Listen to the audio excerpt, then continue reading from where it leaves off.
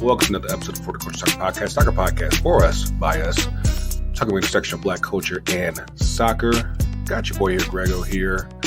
Got my main man, Mean Marc. What's good with you, bro? It's been a minute, man. How are you? How you living? Hey, it's good times in the A, but you know where it's better right now than the A? Where it's really better right now in the A? Where it's truly popping and on like Donkey Kong. It's down in South Florida. It's down in Miami. And we will be remiss if we did not have the culture insider, the king of Cali Urrutia, man. What's good with you, man? I'm exhausted. This has been an insane week for us. It still doesn't feel real, but it still does very much feel real when DMs are still flooding in and tags are still coming in. It's amazing. It's a really fun time, but I'm tapped out. In how many languages have you been told that you're not sure? Oh man, I feel like I've been vaguely threatened in like Arabic several times, Spanish obviously, even like French. I've gotten like DMs from like accounts in like Bangladesh and stuff like that. Like I'm getting threatened from like all corners of the earth right now. It's pretty cool. The most dangerous man in the culture right now. Especially when like that first because I don't want to brag, but I had it like pretty early. And people, and like, I saw the views slowly kind of start taking its way up, and that's when the DMs started like, "Oh, you don't know shit. You don't know what you're talking about. He's not going anywhere. He's going to Barcelona." I'm like, remember me? Yeah. I need to just preface this real quick because, like, obviously we're talking about Leo Messi coming to Miami, and of course the story has always been like for like the past few months that they trying to work things out with Barcelona, trying to reunite with Xavi, and I was like, with what money? With what money? And then he had to go ahead and just put it out there, say it with his mouth, say it with his chest, say, hey, I don't want to have to be the reason why people have to cut their salaries that they're probably still owed from the pandemic. Right? Oh my gosh, yeah. And you got to pay him. Plus, you still want to go get other players too, because it can't just be Messi saves the day. It can't be that. And he had to realize like, yeah, this can't work out. And again, like we have the culture inside. We had a guy. I'm pretty sure. I know we retweeted your tweet back on Tuesday, and I was like, yeah, it's coming. And lo and behold, Leo's coming to Miami. It's on the way. Of course, people want to. MLS is quick to say that everything hasn't been finalized yet, but I'm like, hey, he declared he did the I'm taking my talents south of East moment. He did all that. So for all intents and purposes, it's coming down there. So I mean, again, like this has been a absolute crazy for you specifically this week. I'm pretty sure you, the rest of the guys, non-black Karens, pretty much the entire Inter Miami fan base as a whole. It's gone so much that the social media following on Inter Miami has like quintupled in the last 4 or 5 more days. Than that. Like I think on Instagram they went up before Messi. They were at a touch over 1 million. I think they're close to 9 right now. Oh my god! Right. Oh yeah. Wow. Last time I checked, it was 3.7. What? Let's see. Wow. Oh, 7.7. My bad. But wow. I think Inter Miami has the most followers on Instagram than any American sports franchise right now. I saw that somewhere. Yeah. That's absolutely insane.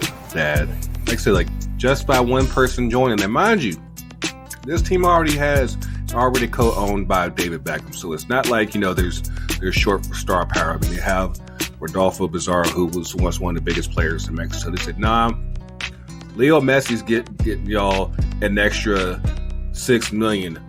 It ain't even suited up yet.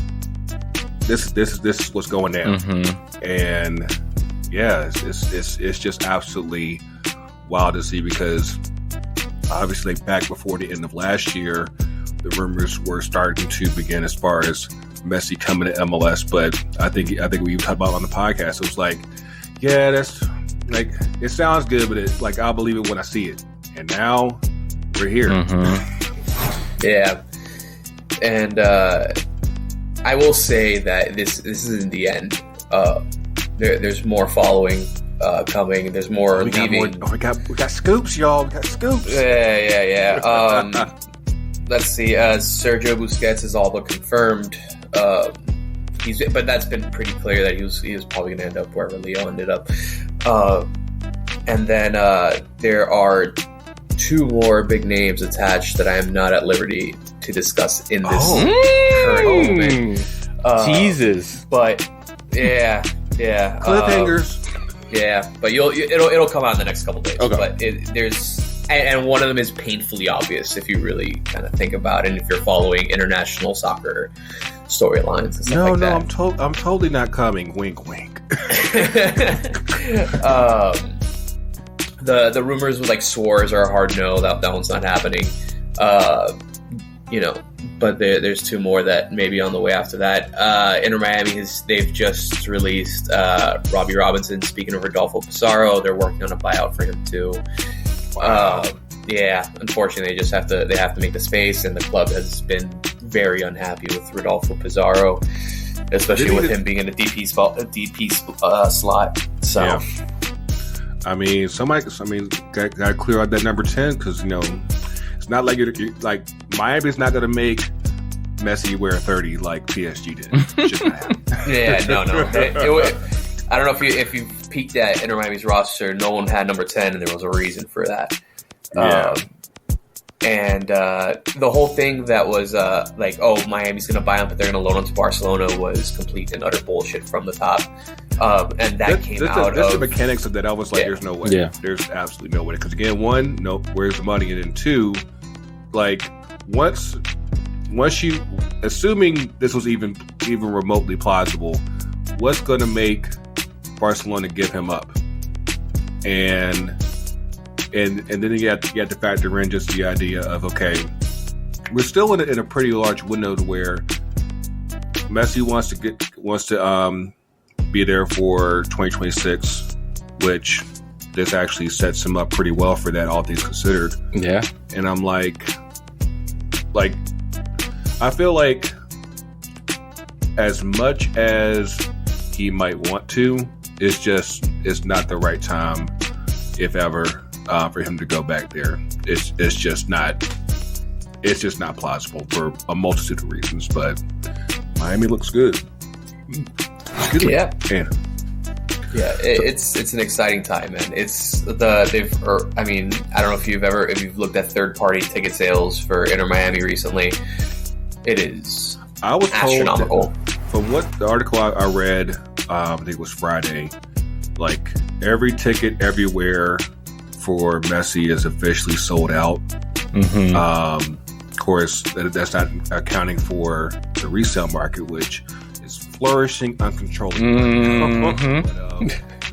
But of course, even like here in Atlanta, they quietly just announced, "Hey, that game on September 16th. Hey, it's a full stadium game." It's like that's all on the super casual. And the argument that I've been getting into the past couple of days is we don't even know like when Messi's going to start. We don't know if he's even going to play this year. I'm like, I guarantee the schedule. I absolutely guarantee. Everything's pointing to him starting on July 21st. That'll be the first game he plays. It'll be the League Cups game against Cruz Azul. That's the one that they're talking about playing at Hard Rock Stadium. The club tried to work it out, but it was absolutely impossible. So July 21st is the first day of the Rolling Loud concert, the Rolling Loud Festival down here.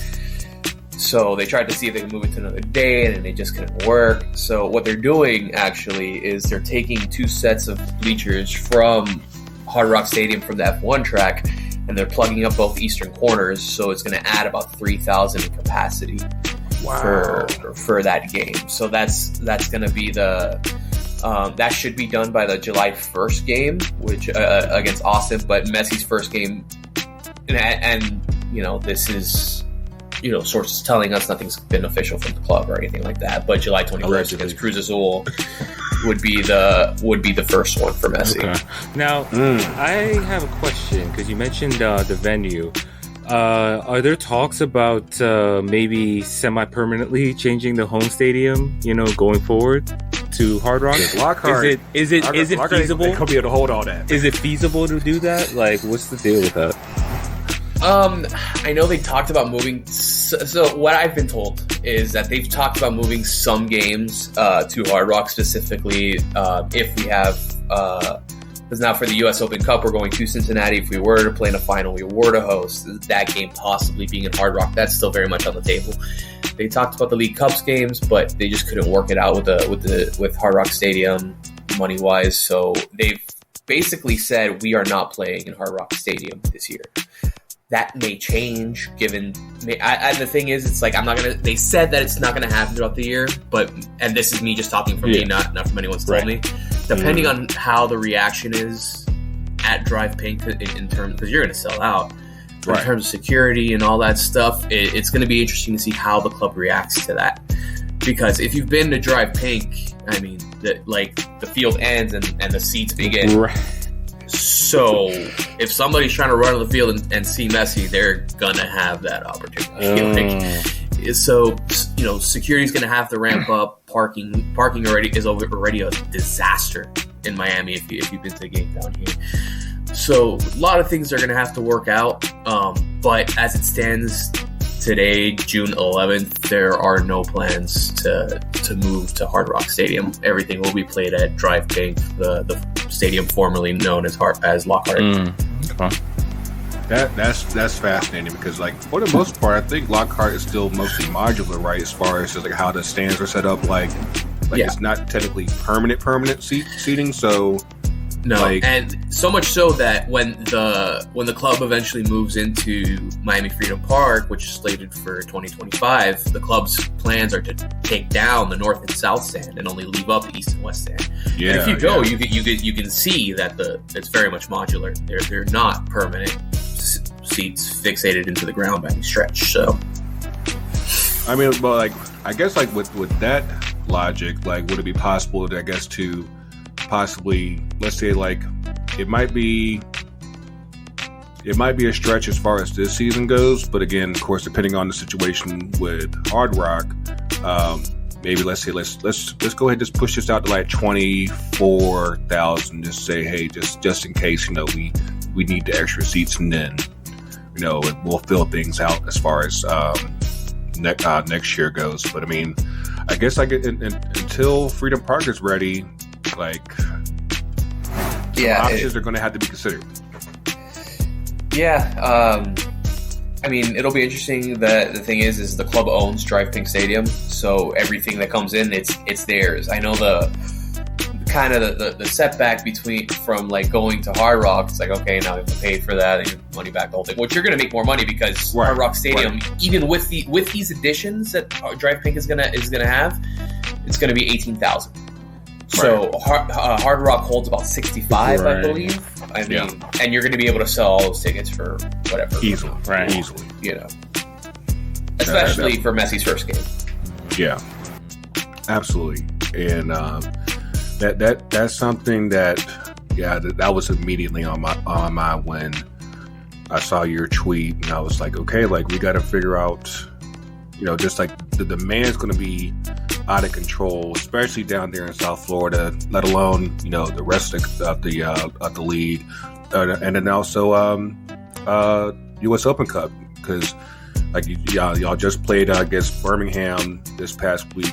Almost blew it. Just came through. We tried to blow it with every ounce of energy. But Drake had to, for the first time, Drake Callender had to save some shots from the other team and from our own team. So that's wow. But But yeah, the demand is absolutely going to be there, and so I think for not just for Inter Miami, but the rest of the league is going to be okay, we all got to just account for. It's going to be an extraordinary experience that probably most people haven't seen since Beckham was playing, and of course we're in a much bigger scenario now because a lot of stadiums are bigger. And just can do a lot more than what they did back in 2007 and everything. But this is where we are. I guess the question I have for both of y'all is, how do y'all see Messi ultimately affecting the league? I think back when Beckham came to the league, it definitely forced a lot of improvements with the league as far as, training, whether it's the stadiums itself. I think we're at a point where the only stadiums that are still around from back then are Toronto, Galaxy Stadium, and Montreal's too, I think, right? Or no? Technically, yeah. Yeah. Well, they were the Impact, but I think it's the same ground. Yeah. New England. That's really it. So everyone's either upgraded or obviously they're expansion, so they're in a new spot. So I think that's all in large part of just the growth from Beckham. So what does Messi bring from here? I mean, obviously in the immediate short term, more attention, right? I will say, I'm astounded at the Messi mania, you know what I mean, with the ticket sales, even all of Inter Miami's matches, it's like a rock star kind of effect. Right. And I'm curious as to if, I think MLS needs to decide on a direction soon, right, in terms of expansion, right, continuing to add teams, continuing to change the playoff format and so on. It feels like they have to settle on a more stable structure. And so I feel like that should come in this really in the lead up to 2026. Messi, this is what makes this part interesting as well. It's it all is part of that, right? Also US is hosting Copa next year, and so these next few years are crucial, I think, for the US in terms of, well, more so MLS, specifically MLS, because MLS is finally standing on its own as a league, right? Not having its hand held by US soccer. I think it's starting to build its own intrigues and narratives, and Messi is part of that. And so, but I think that's what I'd be. You know what? Actually, no. An even more immediate change, I think, would be the spending structure, right? Because because they're already kind of having to be creative, right? I mean, and it's this too, you have Miami doing all these roster mechanisms when they were also restricted for something separate, right? But still, it's so they're kind of sanctioned, but they're doing these moves. It's come on, let's just all of this is obviously we're all we know what the truth is, right? We don't need to lie to ourselves about it. Let's just release the purse strings, right? And let teams who want to be serious about this be serious about this. Yeah, I mean, mind you, we're still coming off of the recent sanctions that relate on Inter Miami for Blaise Matuidi when he signed with Miami a couple years ago. Of course, thanks to Cali, I was informed that all those sanctions have all been paid off. So technically, they're still on sanctions, but there's no, I guess. After the season, there won't be any restrictions. Right. Okay. So and that's when the real money. That's when they get rid of it. Right. But yeah, just making this deal happen. From what I was looked up, of course, the salary looks like it's about 50 million euros. I got to do the calculation. I think it's 55 US. But you get a percentage of prescriptions from MLS season pass from Apple, paid directly by Apple. A percentage of Inter Miami shirt sales. I'll say it again, y'all. Real PANK. Acquisition of I got the real PANK right here. Miami's shares after his retirement. Possibility of acquiring a franchise after his career ends, just like Beckham did. And mind you, all teams put in on this. So that goes back to what I was saying earlier as far as like when he's going to be playing. I'm like, he's not going to be bypassing too many teams because all these teams put in on this. So right, like whether it's very much, and it's to Mark's point. It's very much a subsidized deal, almost like MLS wanted him here at all costs. So yeah. I mean, they had to fight off the Saudis, who we were just talking about in our episode from last week. Like they're going after Benzema, they're going after Conte. They already have Mr. Seven, and it's like, you know, like they definitely tried to get Messi by all means, because even when the deal was just about confirmed for Messi, they made a last-ditch effort to offer him $1.3 billion with a capital B in bold impact font. They said, "We want you that bad," and he still said no. And I think that goes to show you, you know, just I think how MLS truly valued him, and then also probably just the desperation. It's like, hey, we need you because, you know, we need to make this venture with Apple work. And it took literally everybody involved saying like, hey, let's put in on this to make this work. And I mean, they needed that manpower, you know, like, because MLS had to fight off other leagues. Like even with Barcelona, where they got to the point where they said, okay, this is our plan to get you back. They ran that by La Liga, and La Liga, like, kind of needs stars right now, partly their own fault. Their biggest star, you know, or the person who should be their biggest star is racially abused every week. That, you know, you know, but like, so they desperately wanted Messi back as a league, you know. So it's hats off to MLS and Apple and everybody, you know, coming together and making this happen, because they realized how, you know, what was at stake, you know, like the potential impact. So yeah. Definitely. And just to another point that you made, as far as the impact goes, I definitely think that expansion is going to be, even though MLS has most of the top 25 markets covered, there's still other markets that haven't been covered. I think there's still the opportunity to where they could go back into existing markets and possibly create second teams. In there, like Chicago, perhaps, or possibly even Seattle. I know that sounds crazy and everything, but I think that, especially for the amount of expansion that's still needed, because all this considered, I think that they can't stop at 32. They probably can't stop at 36 either. I think they probably have to go to at least 40. And I think that in order for that to work, they probably have to go back into some existing markets. Hey, Miami FC, you might still have a shot. But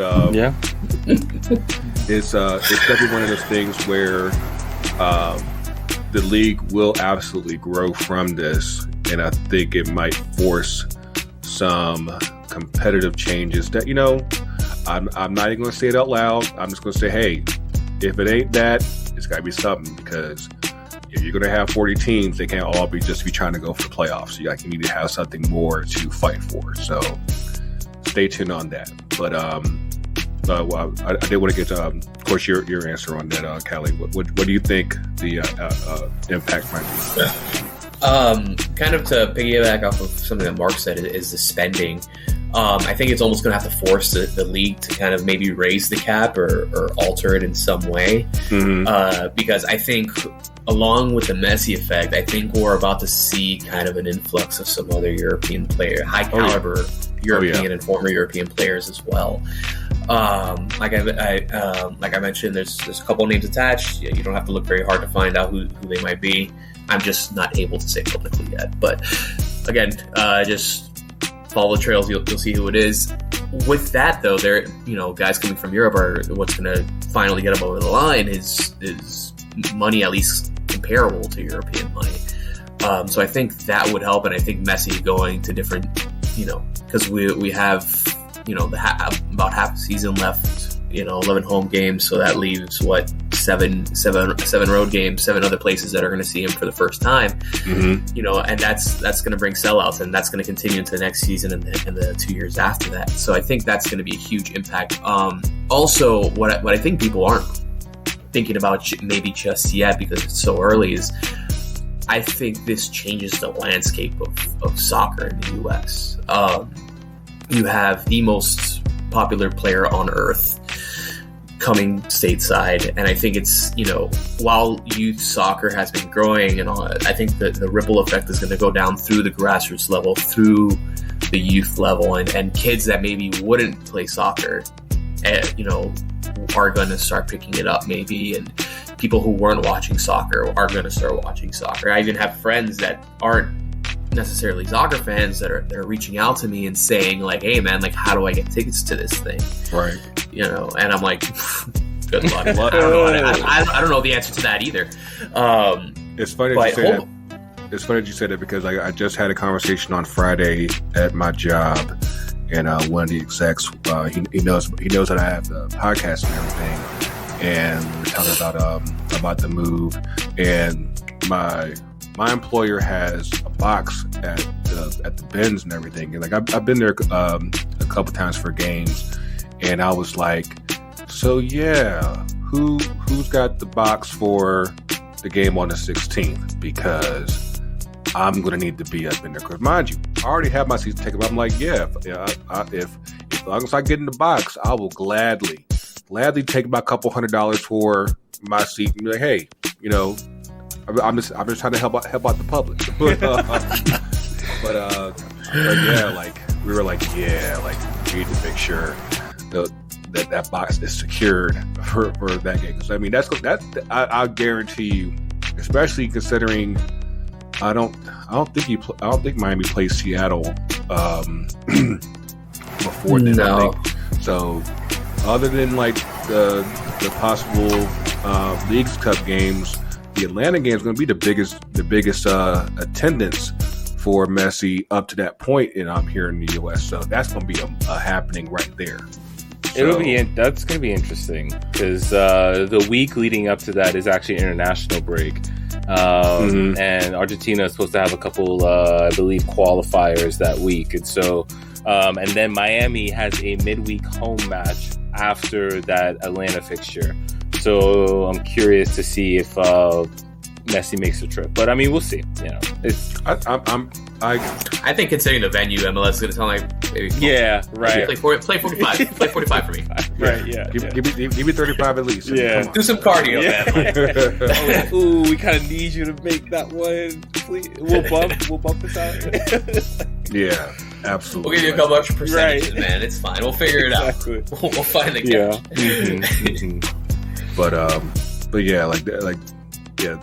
Again, you don't make that type of move unless you know you get word from the league like, hey, it's going to be available. As long as he's not injured, he'll be there. So go ahead and open up that upper deck and vaya con Dios. Yeah. But I think that like just for everybody, and to your point, Cali, like it won't stop here. And I think that for a lot of other cities who are, I don't want to say struggling, but definitely would like to have some type of marquee international player, like this is definitely the moment, because it's like, now it's like, okay, well, if Messi's there, then I should be considering it too. Mm-hmm. So I think that I'm looking squarely at you, Chicago, especially while y'all are still playing at Soldier Field, right there in the middle of the city. Go get you some. Go get that money up and find somebody to help fill that stadium up, because the opportunity is definitely there. I think them, NYCFC, once they get their stadium built, hell, you might even see Red Bulls finally start spinning again. You never know, but this is the type of impact that could definitely help MLS, and hopefully it will impact the rest of the system as well, because I think that between this and the World Cup coming in a couple of years, the opportunity is there to flourish in a way that MLS hasn't done in quite some time. So, like I said, we'll definitely see what it is. I did want to just touch on a couple extra things in MLS because, of course, there actually were some games this past weekend. Actually, no. I want to back up real quick. Did y'all happen to see the Atlanta LAFC game on Wednesday night? And did you see my man, our favorite goalkeeper ever, Brad Guzan, like play on his absolute head on that night against LA? Flashes of a young man. I didn't get to see the whole thing. I saw the tail end of it. But dude looked like young Brad there, man. I mean, like I said in the fan TV Discord, Mark. Mm-hmm. That was actually no. I think in the Slack. I have way too. I'm in way too many. Right. But I think that was probably the best performance by an American keeper since Tim Howard's performance at the back of the 2014 World Cup against Belgium. It was that good. It was like there were shots there that, like, honestly, it did not make any sense that he stopped them, and he stopped them. And mind you, this is the LAFC team who's coming off of they just missed out on winning CONCACAF Champions League last weekend, so they are full of piss and vinegar, and they couldn't get it done. Yeah. I will say it was a little disappointing that it was pretty disappointing that we were allowing that many shots just because, like, Atlanta United had the longer rest. LAFC is coming off of a physically, mentally, emotionally taxing situation. I mean, because they lost yesterday 4-0 to Houston. So to me that's a sign of tired legs, but. Yeah, man, like, it was a career high in saves for it. Greggo, you and I have, like, talked about Guzan a lot, right? And I have been a Guzan apologist many times. But after the recent performance, especially that one with the 2 errors, I was like, I don't know. This might be it. And then he just pulls out one of his best performances ever. So, yeah, man, I don't know. Guzan is just... He's interesting, man. Just a character. Tremendous. You see him yesterday fucking going through his defenders again. Yeah. I mean, like he's a madman when he's back there. Mm-hmm. I mean, like, especially like after the last home game where we came back and still allowed a draw at the end. Yeah. Which off a shot that really I thought that Guzan should have stopped. And I felt like he actually got kind of scared of the shot. But it's one of those things where I guess he might have finally heard some of the talk and was like, I need to step up. And he had that great game against LAFC. Had a pretty good game yesterday against DC where we won 3-1. And, of course, I think that we're in the process of making some changes because we didn't even play Luis Araujo. Of course, he's on the way to Flamengo in a couple weeks. We sold him for about $10 million a few weeks back. So brilliant business. We didn't even play him last night. Mm-hmm. And I think that's probably not going to change. I think that pretty much, unless it's like garbage time, he's pretty much done. And I'm actually kind of intrigued now because I think that with Tyler Wolff starting to come up.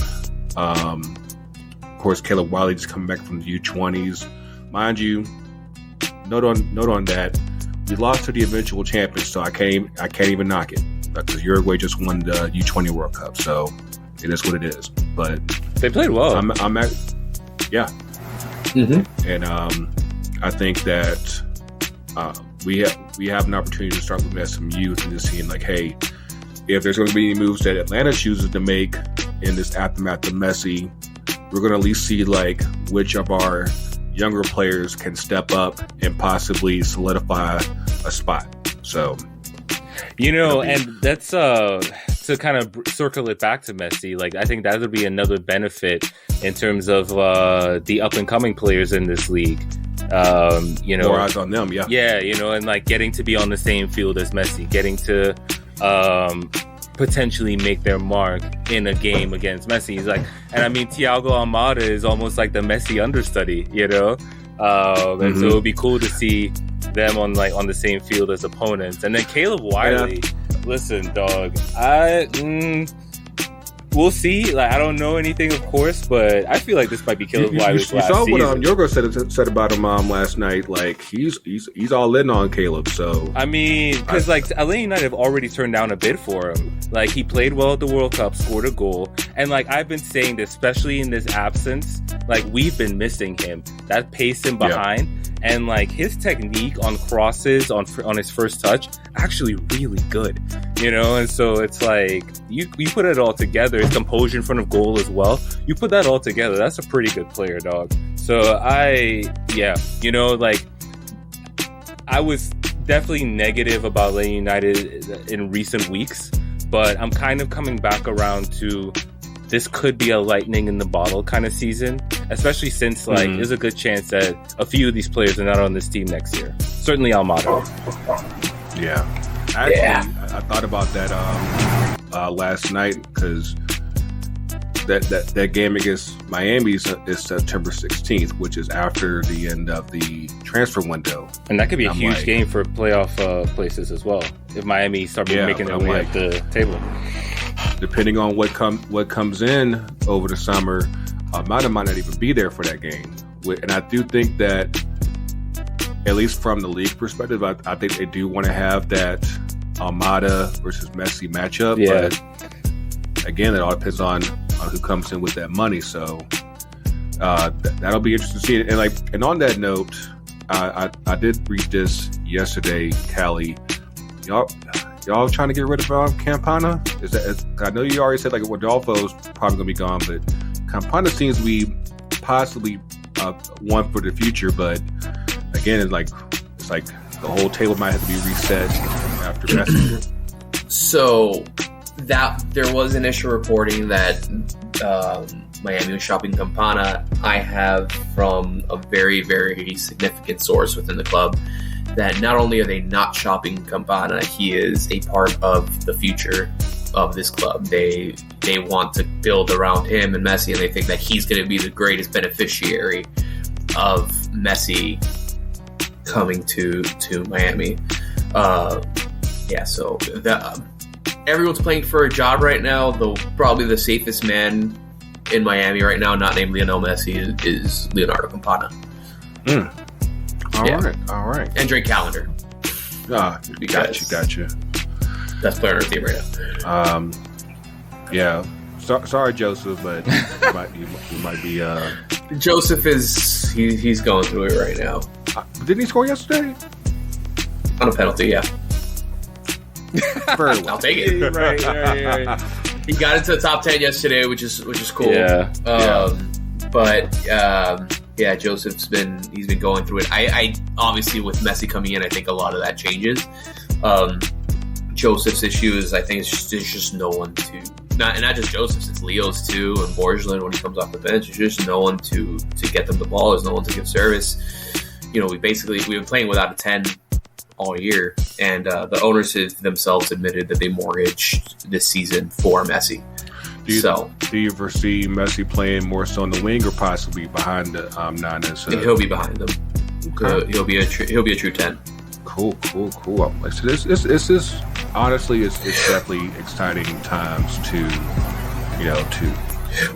I should add a caveat to that. This is all but confirmed. Tata Martino will be the next coach. He'll be placed in during the international break now. So depending on how much he changes up formations and stuff like that too, maybe that changes. But initially, how it plays out is that's how it would be. I would say in that event, it actually would probably be very curious. I'd be curious to see like how Joseph fits in there because it kind of reminds me of back when our first season and we initially signed Kenwin Jones to be our main striker. Like Joseph didn't really even come in like a lot of fanfare like that, but I think like, and Mark could probably back me up on this. Like after that first preseason game against Chattanooga, you could easily tell right away that Joseph was a better fit for what Tata wanted. Instead of having like the taller striker, he has something more compact, more South American tinge and everything. Granted, we're dealing with a totally different Joseph now compared to 2017, but I just wonder, there might be a better opportunity for him as compared to what was going on with under Neville, of course. I'm just glad y'all finally let him go. Yeah. And mind you, like he still managed to find another job. He's assistant with Canada. Yeah, I'm like, what Canada, the world, man? Like the way people luck up in this world, like you have no idea. It honestly kind of validates what Thierry Henry said during the Champions League final yesterday. But we'll get into that probably during the international episode in more detail. But yeah. Anything else that y'all that came across y'all's eye yesterday during the games? Or today, because LA Galaxy played St. Louis to a 1-run draw. I did see that. So that game, well, not really. That game did catch my eye. I watched a little bit of that game. But the fact that St. Louis is leading the conference, and the conference leaders right now is what caught my eye. St. Louis and Cincinnati. Like, I don't know if people necessarily saw that coming. I will say, I remember, I think we were previewing an Atlanta United-Cincinnati matchup early last season, and Cincinnati's record wasn't all that impressive, but their underlying numbers were good. And I remember thinking, like, this team could be tough. And so, I wasn't surprised to see them make the playoffs. And so, I mean, they took the scenic route, right? Like, they had to build, like literally from the bottom. But it's paying dividend. I mean, Brandon Vasquez, of course, very familiar with them. Doing this thing. I think they have Acosta too, right? Like, like he actually scored a really crazy goal yesterday against Vancouver. Pretty much like he took a long pass and pretty much one time did like above the keeper. Like it was wild, but he was doing his thing. And on that note, did y'all see the Zilarion goal against Chicago? Yes. 1,000 times yes. Man. That was ridiculous. That was in the 93rd minute, no less. In the 93rd minute. Or Chicago. Again, hey, man, Chicago, get your money up. Please get your money up. Because I think between Messi, Soldier Field, and hopefully, I'm pretty sure that they're crossing their fingers that the Bears move out to the airport and leave Soldier Field, which will leave. They can renovate that to their own spot. Like that should be their hopes and prayers right now so that way they can start, becoming a bigger deal, because I mean they're too big to be this crappy. So yeah. But the one thing that is not crappy right now is Pride 10th, which is ongoing here at FTC, bringing together Pride and Juneteenth, which is coming next Monday. All together in our second year of the Pride 10th campaign. Proceeds from each Pride 10th name set, and then every Pride 10th goes to Athlete Ally and the Black Women's Players Collective. We might just be coming up with a specific Juneteenth shirt. I'm still finalizing the design on that, so stay tuned on that. But yes, make sure you get all your jersey swag at FTCUTD/shop. Whether it's a regular name set, Pride 10th name set, shirts, all that jazz, we got you covered. It's a good time to jump with us. And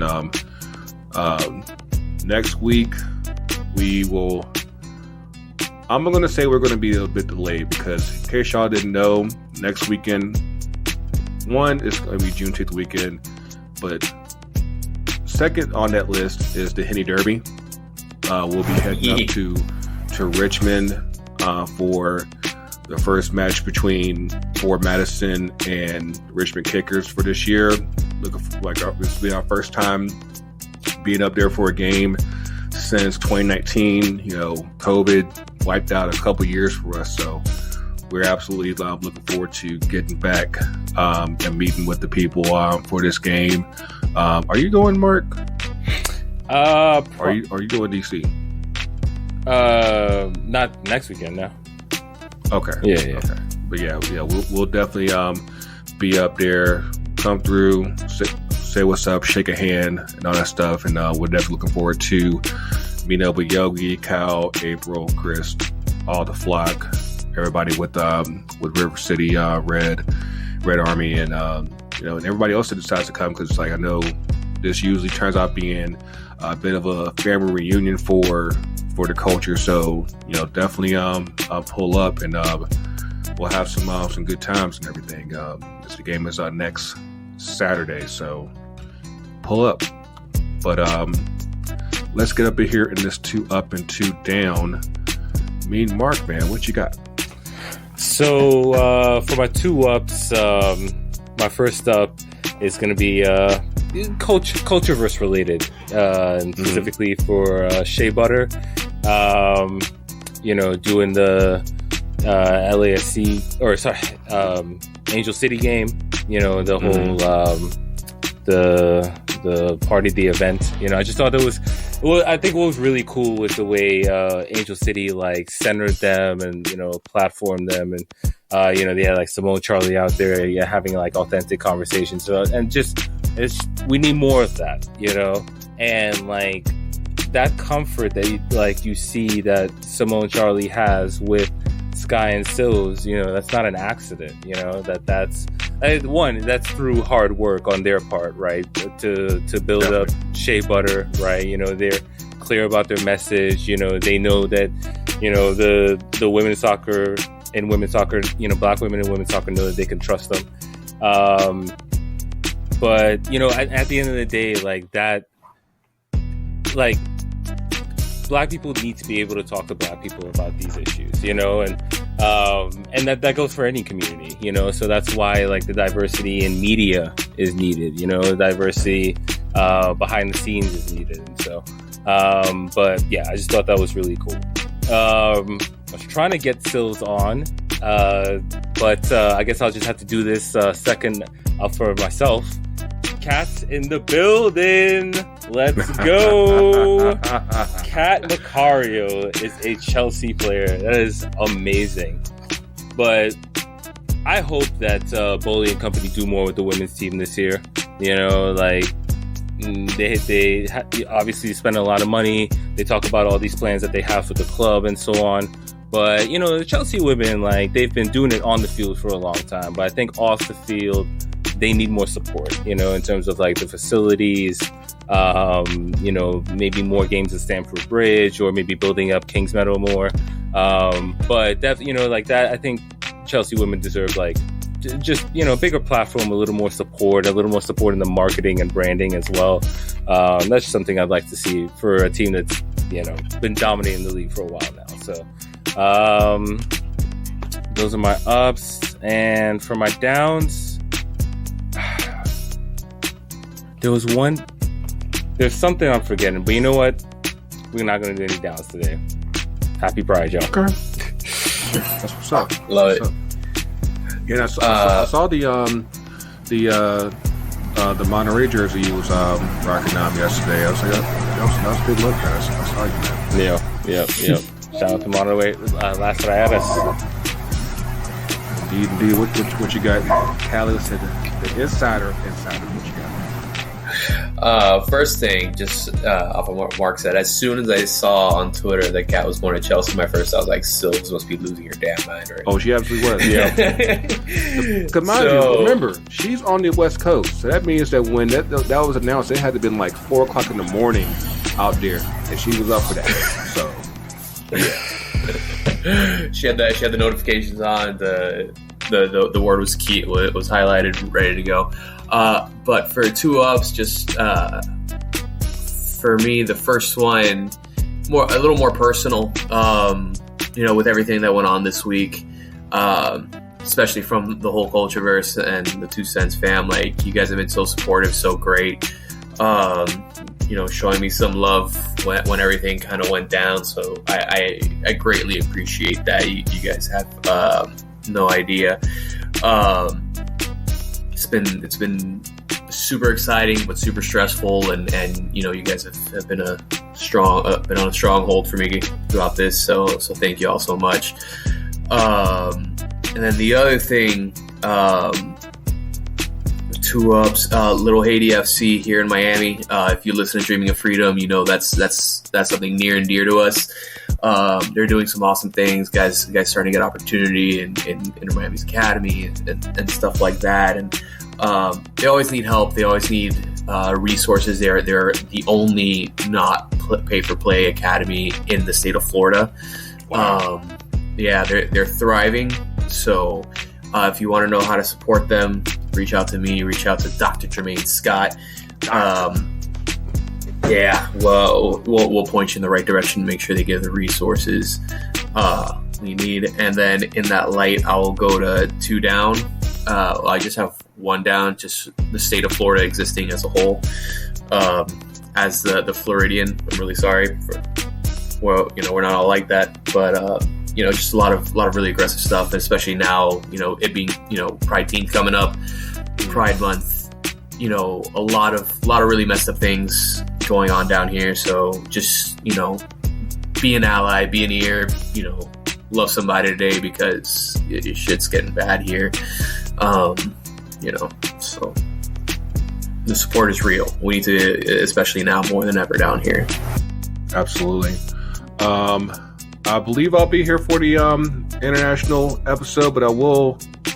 Usually I'll wait until then to throw my 2-ups, but I will go ahead and do just 2 real quick.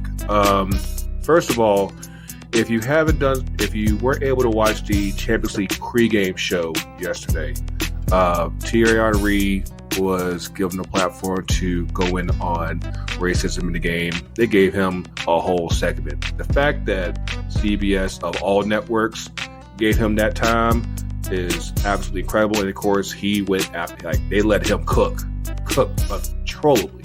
So I believe the whole segment is available on Twitter at the very minimum. It's probably on YouTube as well and Facebook. So I'm pretty sure Kate posted it as well on her Instagram. Yeah, if you haven't had the opportunity to listen to it and watch it in full, definitely do so, because it goes beyond just racism on the pitch. It definitely goes on to racism as far as managerial spots, front office spots, and because it's a comprehensive issue. So definitely shout out to TT for that. Always doing the good work. And then, of course, that leads us to the down, which we'll obviously get into on the international episode. Bitches finally did it. Bitches finally did it. And it wasn't the prettiest game, but they did it. So they got the treble. And, yeah. Bitches. Right? Congratulations on that note to Dr. Jermaine Scott, who is a Manchester City fan, and I want to say that publicly so that everyone knows that. AD, Michaela said she was getting on me yesterday. Of course, the homies in the culture, Castillo, Shades of Blue, Kartik Krishnaiyer, who's been on the show before. So we got a handful of people that were actually cool with it, happen to be City supporters. So yeah, whatever. But yeah, that's all we got. Again, next weekend we will figure things out as we get back from the Henny Derby. But in the meantime, you can catch us. Conversation always continues on the socials at FTC UTD. Facebook, Twitter, and Instagram, FTC UTD Pod on TikTok. I'm pretty sure we'll probably have some good content to put on there next weekend. If y'all have never seen the pictures from the Henny Derby from 2019, just know I cannot be held responsible for what happened that day. It just happened. We were out there. It was real. But look forward to then. Looking forward to the international episode this week, which will be our last international episode for at least the next month or so, because this is the end of the European season. So it's going to be us here in the weekend episodes for the next little bit. So it'll be us and Messi and the rest of the culture pretty soon. But yeah, until then, thanks to Cali, thanks to Mean Marc.